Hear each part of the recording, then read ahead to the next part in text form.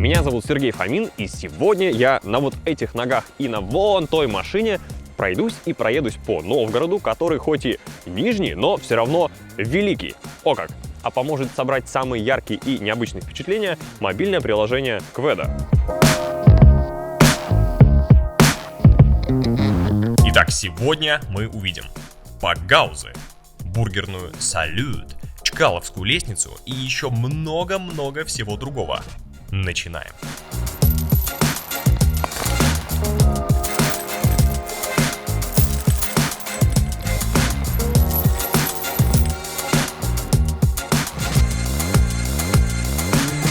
Наверное, все слышали про стрелку Васильевского острова в Петербурге. В Новгороде тоже есть своя стрелка, и указывает она на столкновение Волги и Оки. Нет, я не про советское ДТП, а про слияние двух могучих рек.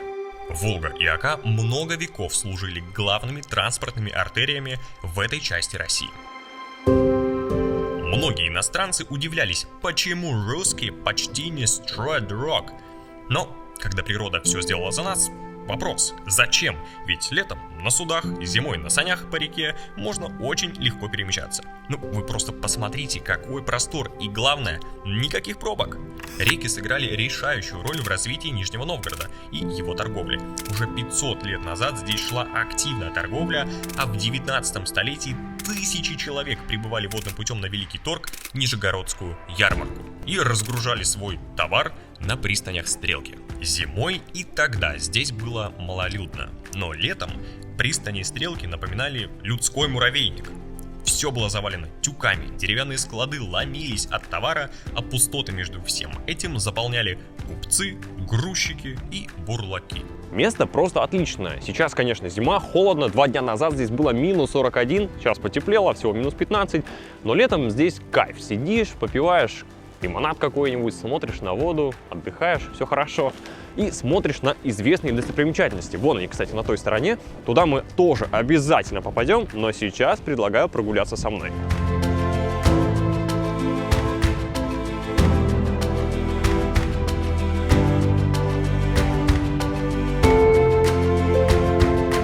В 2015 году во время благоустройства к чемпионату мира по футболу, кстати, вон там стадион, здесь разгребали старые портовые склады. Скучные, некрасивые. И нашли настоящее архитектурное сокровище – металлические конструкции конца 19 века. И откуда они здесь взялись, поначалу было вообще непонятно.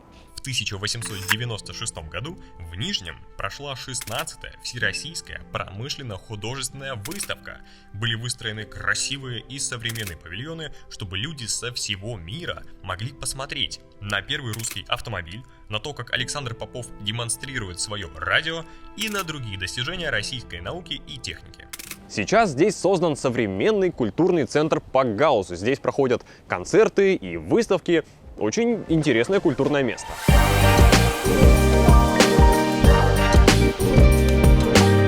Фабрика елочных игрушек Ариэль. Это место, где атмосфера Нового года царит круглый год. Здесь можно, конечно, купить елочную игрушку, но и сделать ее самому.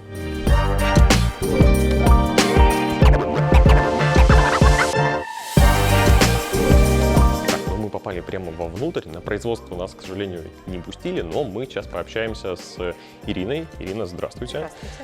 Я очень люблю Новый год, у меня мама просто обожает Новый год. У нас целый дом елочных игрушек, и этой фабрики в том числе. Что такое праздник целый год? Ну, мы для этого здесь и находимся, для того, чтобы создавать людям настроение круглый год. То есть к нам приходят, допустим, летом в 30-градусную жару и восхищаются, как у вас прохладно, и у вас круглый год стоит елка. Сколько кондиционер у вас в июне работает? Минус 5? Ну, можно сказать, что на максимуме, наверное, 19. По-моему, на кондиционере максимум. Но у нас здесь, так как у нас деревянная избушка, всегда очень уютно и прохладно летом.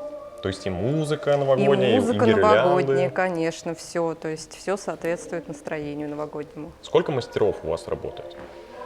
Порядка 45 человек, если вы про художников. Да. То есть у вас 45 художников, и есть еще люди, которые правильно называются стеклодувы, которые... Стеклодувы, да. Ну, в любом случае, человек, который выдувает стекло и который его расписывает, это разные люди. Это, конечно, разные люди. Стеклодув и мастер-художник – это абсолютно разные люди. А вы сами пробовали делать игрушки? Нет, Серьезно? То Да, есть вы я здесь пыталась- работаете? Да. И ни разу не пробовали сами? Нет, я пыталась раскрашивать, расписывать игрушку. То есть я расписала свой шарик. То есть такое было.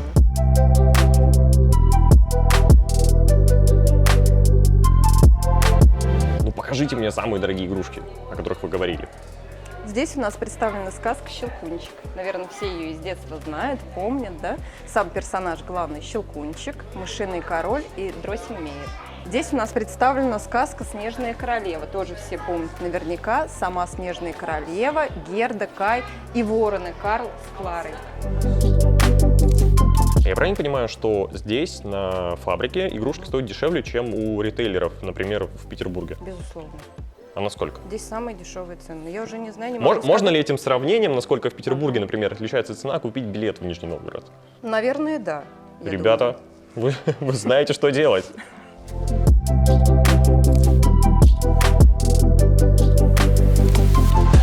Почему фабрика Ариэль называется Ариэль? Это как-то связано с мультиком или тут другая история? Нет, с мультиком это никак не связано. Очень многие полагают, что Ариэль – это как раз имя русалочки. Но нет.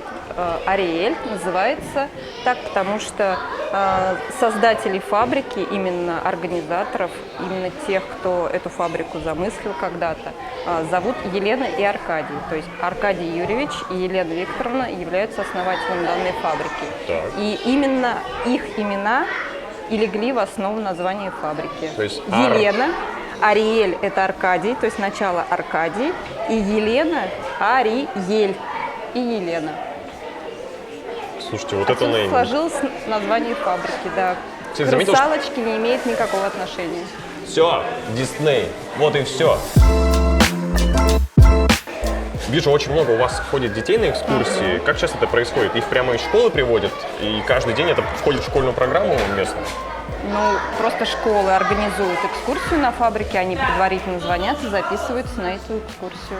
Это вместо уроков труда, наверное. Наверное. Я бы очень хотел, потому что... Сейчас уже как бы учебный период начался, но тем не менее, видите, школы жертвуют учебным процессом ради того, чтобы показать нашу красоту. Ради того, чтобы дети для своего учителя сделали новые елочные игрушки. Вы просто посмотрите сюда. Я думал, что это пришла Академия блогеров снимать производство. Но нет, это просто второй В. У каждого телефон, там часы умные, все снимают кружочки, сторисы. В общем, конкуренция у нас большая. Так, надо выбрать маме подарок. Елочную игрушку Ариэль, потому что они у нее есть. Она мечтает сюда попасть, но мы ее не привезли, конечно. Подарочек надо выбрать, но это очень сложно, потому что и красоты очень много, и у мамы игрушек уже... Так, привет. В общем, мы приехали на ту самую фабрику Ариэль, твою любимую. Сколько у тебя игрушек, кстати, с нее есть? Много. Здесь есть всякие фигурки, а есть шарики. Ты бы что хотела больше? Шарики не хочет говорить. Есть у нее шарики. Так, вот смотри. Детка с бабкой. Да, это гусь. Ой, классный какой. Гусь понравился? Да, и второй гусь тоже понравился. Хорошо. Подобрали парочку игрушек маме. Подарок сюрприза, конечно, не получилось, но я понимал, что с сюрпризом тут будет очень сложно.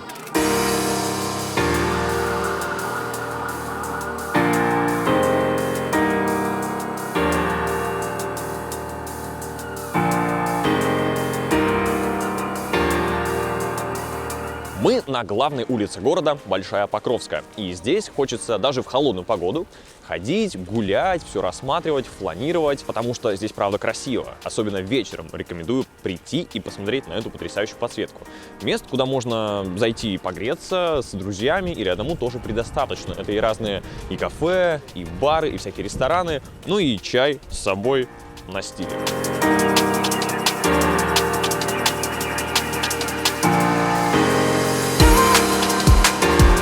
Знаете, вайб такой петербургский, удивительно, хотя визуально больше похоже на Москву, потому что очень приятный стиль, не сумасшедший ритм и ровные, как по линейке, улицы. Но, кстати, не все, далеко не все, ведь и Петербург, и Нижний Новгород строились по плану, а точнее перестраивались. Приехала такая Екатерина и говорит: все поменять, все поменять. И даже эта улица претерпела изменения, потому что раньше она шла ровно в направлении Москвы, а потом так опа, и поменяла направление, и теперь доходит ровно до Дмитриевской башни местного Кремля.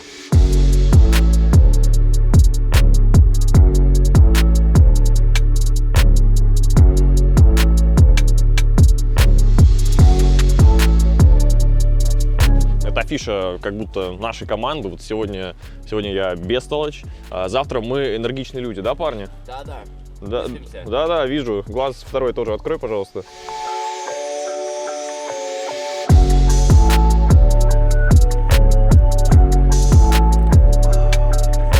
Ну, вы можете попытаться отгадать мой любимый цвет, но я уверен, у вас ничего не получится. Мы зашли в кладовку, ну не в прямом смысле, это такой стилизованный двор, здесь все такое в советском антураже, разные плакаты, персонажи знаменитые. Ну и все это организовано при поддержке местного арт-центра «Кладовка». Там проходят разные концерты, фестивали. В общем, место творческое, чем-то напоминает тот самый двор в Петербурге. Чебуречечная, может лучше чебурашечная.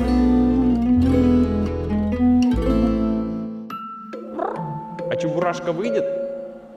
Чебурашка здесь, чебурашка повсюду, чебурашка повсюду, чебурашка повсюду, чебурашка повсюду, чебурашка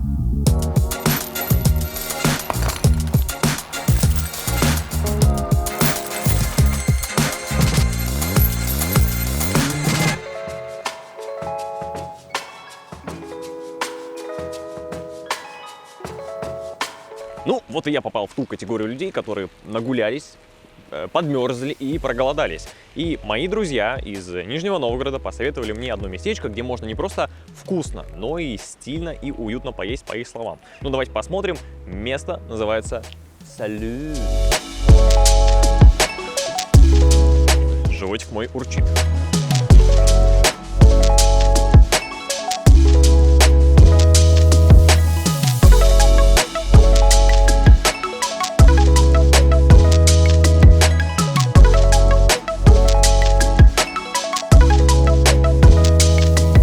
Итак, я познакомился с Настей. Настя, привет. Привет. Настя администратор, такая симпатичная, милая. И она сказала, что нам сейчас расскажет, почему здесь так классно и так стилево. Что конкретно могу сказать? Почему салют это стилево? Салют был всегда стилевым, потому что салют это больше про друзей, про семью, это про стилек. Здесь салют это как отдельная личность. Например, раньше салют это было быстро, вкусно поесть и убежать. Ну, то есть здесь... Ну, как типичный такой фаст и стритфуд. Да, стритфуд. Сейчас салют становится больше рестораном, но при этом он не теряет там свою изюминку какую-то. Мы вроде как будто бы ресторан, но мы не типичный ресторан, как все. У нас есть свои какие-то приколы, свои шутки, и это еще за счет того, что у нас персонал такой. Ну, то есть у нас... Мне интересно, как выглядит кастинг. Ну, точнее, не кастинг, это тот случай, когда набирают не через собеседование персонала, а через кастинг, потому что, видимо, нужно смешно пошутить, написать мем. Так. Новости — это прям ваша, как сказать, газета, это наша журнал. газета, которая делает наш арт-отдел. Здесь все полностью сделано нами, и наши новости, и наши ребята, с которыми мы сотрудничаем, с Гороскопы которыми мы есть? дружим. Гороскопы Все, есть, это конечно. настоящая газета. Вроде можно сказать, да, бургеры в Нижнем Новгороде, вы что, с ума сошли? Куда пошли-то? Нужно что-то такое более традиционное, национальное, благодарю. Но дело на самом деле не сколько там в самой еде, ее форме, дело в месте, в его атмосфере, в его вайбе, в его людях. Как ты себя чувствуешь, когда ты сюда пришел и когда отсюда ушел? То есть вот мы сюда зашли, здесь как-то приятная музыка, там классная атмосфера, уютный интерьер, там смешной туалет со всякими шубочками. Вот. И то есть я сейчас вкусненько покушаю, выйду и буду доволен. Понятно, что такая же вкусная еда может быть в другом заведении, но вот интерьер, даже виниловые проигрыватели, даже вот виниловые пластинки на фоне, они как-то все равно создают более такое комфортное и уютное впечатление, которое, ну, даже простой обед делает как-то более приятным. Ешь уже, ешь. Ну ладно, это просто тяжела участь блогера. Сначала поговори, потом поешь. Так, приступим. Порция, конечно, прям нижегородская. Лая, что устроили? Бургеры бы не прижились в вот таком древнем Нижнем Новгороде, потому что людям с большими бородами просто нормально бы не получилось все это есть. Ну, либо получилось, но половина еды у них остается на завтра и на следующую неделю еще вот где-нибудь здесь. Поэтому бреем бороды, а потом сюда, в салют. Я хочу от вас какое-то небольшое такое напутствие, пожелание нашим зрителям, тем, кто путешествует по разным городам России и мира, и не только, как вот им приехать в город и за такие типичные туристические 3 дня максимально его посмотреть и прочувствовать не только вот эту туристическую главную улицу, а почувствовать его душу. Найдите себе друга, который живет в этом прекрасном городе и который покажет вам все места, которых нет в этих путеводителях, туда не ходят крутые блогеры и не рассказывают, что там и как там. Как правило, производят впечатление те рестораны и те заведения, в которых не так много гостей, таких ресторанов очень много. То есть известность — это не всегда круто. Круче концепция и круче атмосфера. А такие рестораны и заведения, как правило, знают местные жители. Рекомендации наши все. И сюда нас, кстати, привел именно наш товарищ.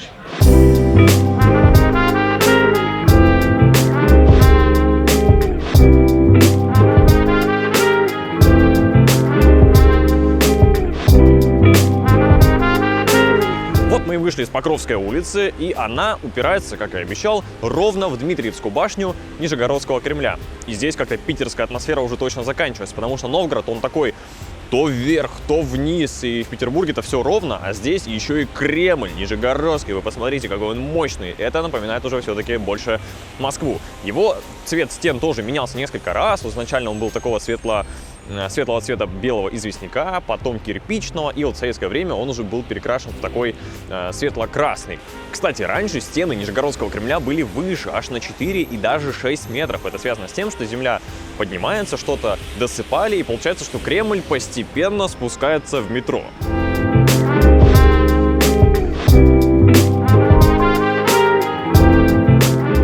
Хоть Нижний Новгород всего на 50 лет младше Москвы, оба Кремля в этих городах были построены примерно в одно и то же время, около 500 лет назад.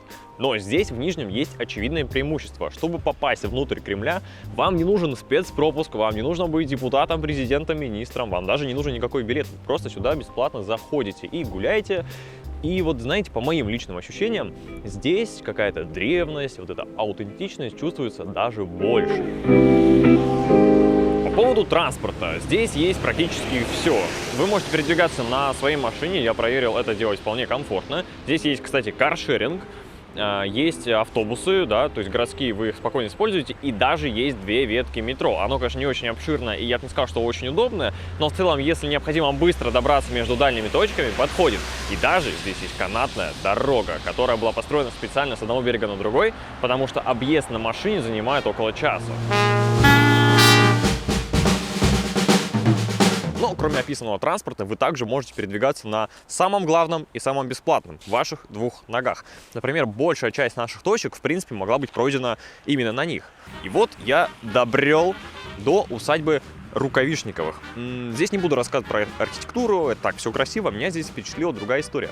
Династия Рукавишниковых — это те ребята, которые начинали из самых низов, то есть были крепостными кузнецами и дальше росли, поднимались, развивались, основали свой сталелитейный завод и впоследствии стали вообще стальными королями России.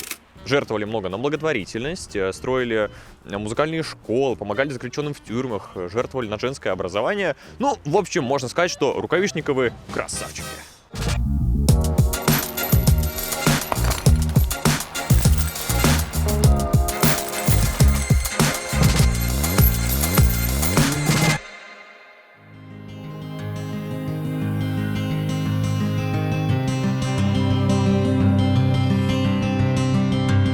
Смотрите, какая строгая надпись. Водку не пить, песен не петь, вести себя тихо. Но не переживайте, это не про нас. Я и не собирался. Ты не собирался?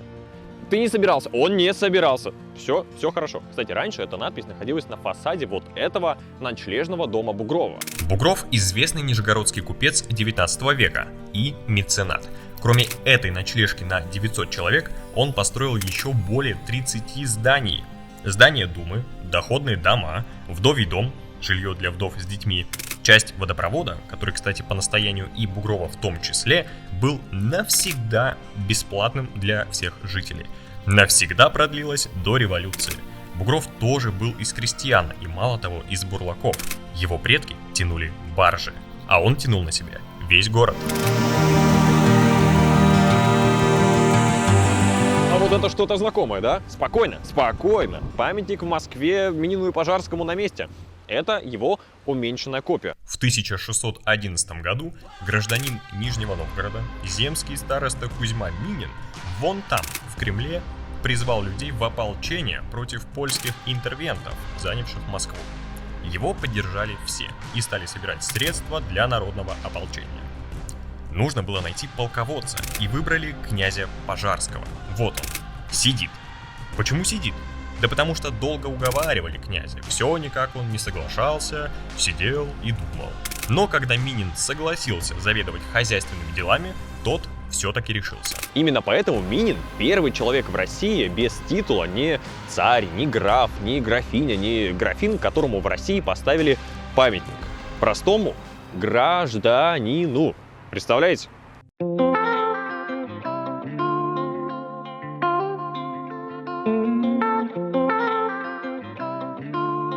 Это какая-то магия Нижнего Новгорода. Здесь люди пробиваются с самых низов, чтобы творить добро. Как-то пафосно звучит, да? Давай переформулирую. Хотя нет, нормально. После Новгородского Кремля, такого живописного и монументального, хочется изучить молодую культуру Новгорода. Например, барную культуру. Мы с вами были в Петербурге, были на улице Рубинштейна, я там всякое разное дегустировал. И вот сейчас мы на улице Рождественская, здесь точно что-то должно быть прикольное. Давайте посмотрим. Открываю КВ, Опа! Горьковская пивоварня. Очень прикольно, и это прям совсем рядом. Пойдем. Мы снова у здания памятника, дома купца Нестеровых. 14 января 1843 года московский купец Нестеров приобрел этот участок и построил на нем доходный дом. Он был очень популярен среди новгородцев и гостей города, ну и еще бы, там был винный погреб. Ну что, все сходится, я гость города, там, конечно, не вино, а пиво, но продегустировать, как положено, нужно. Тихо, тихо, тихо! Тихо, тихо, очередь.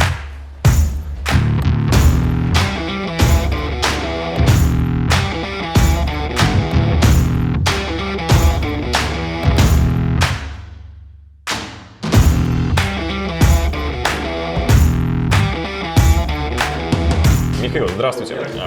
Мы пришли к вам, нам сказали, здесь есть прям не только место, где можно попить пиво, но его прямо здесь варят. Это правда? Нам хотелось сделать такую трушную пивоварню прям в центре города. Мы, по сути, находимся прям в центре. Мы все супер-френдли, у нас нет такого. То есть мы не пивные гиганты, мы очень любим друг друга. А как пивные гиганты — это вот такие, да, люди?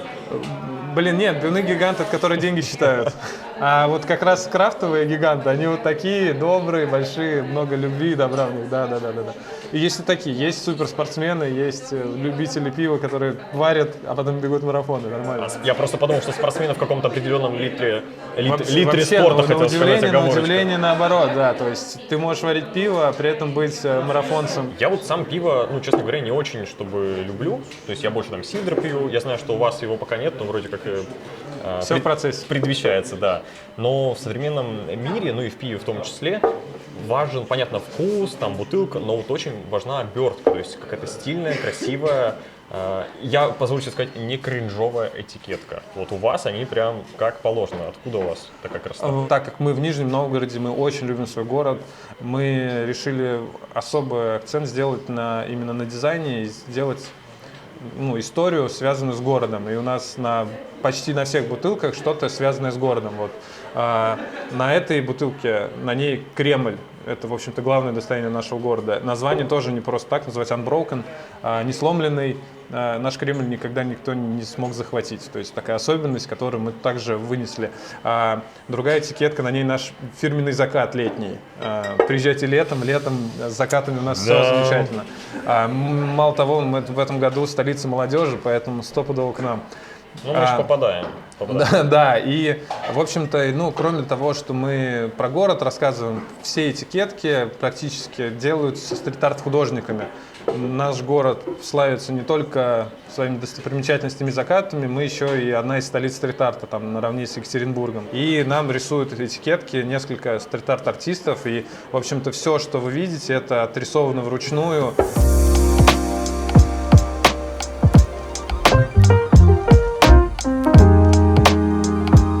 У меня пока ощущение, что мы находимся в каком-то большом холодильнике.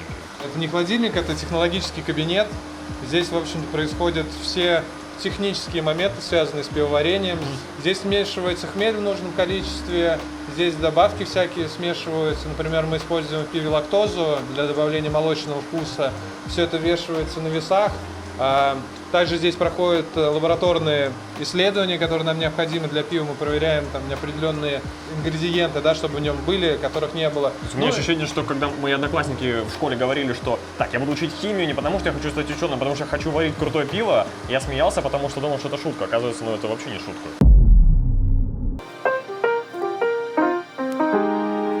Мы переместились в Святая Святых, это главное место на пивоварне, где происходит главный процесс, это пивоварение, в общем. Все происходит здесь. Создание чуда. Да, мало кто понимает, на самом деле, что делать с пива, и не зря я просто вхожу здесь с бокалом. Это пивной солод. Это пиво в начальной одна стадии. из 4 составляющих все пива. Можешь потрогать, да, это, по сути, это пророщенное зерно ячменя. Все пророщенное, использующее, называется солодом. И это основной продукт, его больше всего в объеме, за исключением воды. Вода самый большой объем составляет, это второй ингредиент. Мы его дробим, засовываем в специальные мешки тканевые и отправляем вот в этот вот наш прекрасный аппарат. Засыпаем туда мешки, наливаем воду, начинаем нагревать. Все это мешается, бултыхается и состоится пивное сусло. Это второй важный элемент, это сладкая такая сахарная жидкость, без алкоголя, но с четким таким солодовым ароматом. Потом мы туда добавляем хмель, фрукты, овощи, что хотим. И отправляем уже на брожение. Вот это, в общем-то, второе, что мы видим, и самые крупные по размерам в нашей пивоварне, это танки для брожения. Здесь происходит основная процедура, это превращение из безалкогольного продукта, это пивного сусла, в алкогольное с использованием дрожжей. Мы добавляем дрожжи, дрожжи обожают сахар, они прекрасно себя чувствуют в этом сусле, тусуются там, съедают сахар, получается алкоголь и СО2. В течение 14 дней пиво там лежит, бродит, и получается прикольный продукт. Культура, которую вы так продвигаете, что пиво это не просто там пойти, ну, да, грубо говоря, за гаражами посидеть, это как вино уже. То есть у вина есть культура, мало кто представляет себе там вино какое-то, там, на корточках сидеть, да? Но это культура пойти куда-то с бокалом, вот на закат, как вы сказали, правильно? Да, совершенно верно. Во-первых, крафтовое пиво, вот опять же, из-за объемов производства, оно не может быть дешевым. И, соответственно, посидеть на лавочке, ну, уже странно будет, да, когда ты покупаешь пиво за 200-300 рублей за бутылку, чтобы ты с него на лавочке сидел. Если ты можешь себе позволить, значит, ты можешь себе позволить посидеть в баре или в каком-то... Ну как же, закат посмотреть на улице? Ну, вообще это незаконно. Поэтому мы рекомендуем выпить и пойти точно. посмотреть на закат, да. Благодарю. Так, теперь у меня есть пиво до, пиво после, ну, в своей финальной стадии. Ну что, второй выпуск я дегустирую какой-то интересный алкоголь. Попробуем.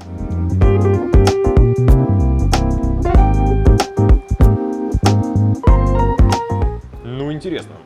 Повторюсь, я пиво в жизни пробовал, наверное, ну, раза 4-3. И каждый раз я такой, ну, как-то вот этот вкус солода, он и сейчас есть. Но это все равно интересно, то есть даже вот эта вот история ваша, вот это, эти секреты производства, они как-то уже по-другому влияют на восприятие напитка, что это не просто какое-то пиво, это пиво вот с такой историей, вот такой культурой. Так что, друзья, за интересный выпуск и веселый. Побольше глоток.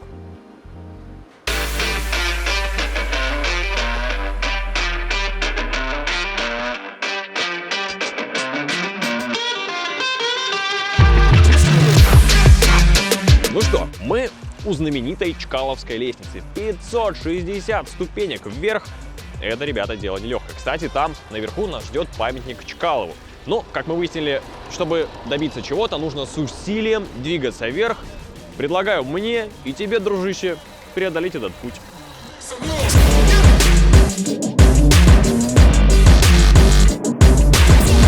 Готов?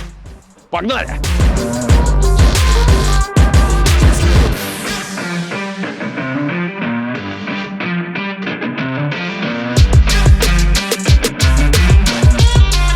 Чего? Моя передышка. Да ладно, пошел. Мусорить это плохо. 448, 449, 450, 51, 452, 470, 480. Ладно, 457, 458. 556, 557, 558, 559, 560. Ну что, я на Эльбрус поднимался и к Чкалову тоже. Ну, вот мы и поднялись к памятнику великому летчику Валерию Чкалову. Здесь, в Нижнем Новгороде, его имя носят очень многие места. Начиная от аэропорта, в который мы и прилетели, заканчивая теперь моей любимой лестницей. Ну, вот и подошел к концу мой маршрут. Вон там впереди Волга и весь Нижний Новгород, ну как на ладони. Ну, а я обошел его за день, а ночь проведу с кем? С друзьями. Конечно, с друзьями. Пойдемте познакомлю. Один из них, нижегородец, работал на этой самой реке бурлаком, а после стал всемирно известным писателем. Другой, выходец из семьи крестьян, часто выступал и здесь, в Нижнем, и по всему миру, так сказать, популяризируя русский народный фольклор. Это, конечно, Максим Горький и Федор Шаляпин смотрят на Волгу, на весь Нижний Новгород и видят, ну, друзья, не знаю, что они там видят, но я увидел Нижний точно не таким, как ожидал. Он, знаете, и одновременно похож, но и вообще не похож ни на Москву, ни на Питер, ни на какие другие города. Очень самобытный, особенный и, ну, просто вдохновляющий. Кажется, что здесь можно достичь, ну, всего. И не только кажется, но и действительно хочется.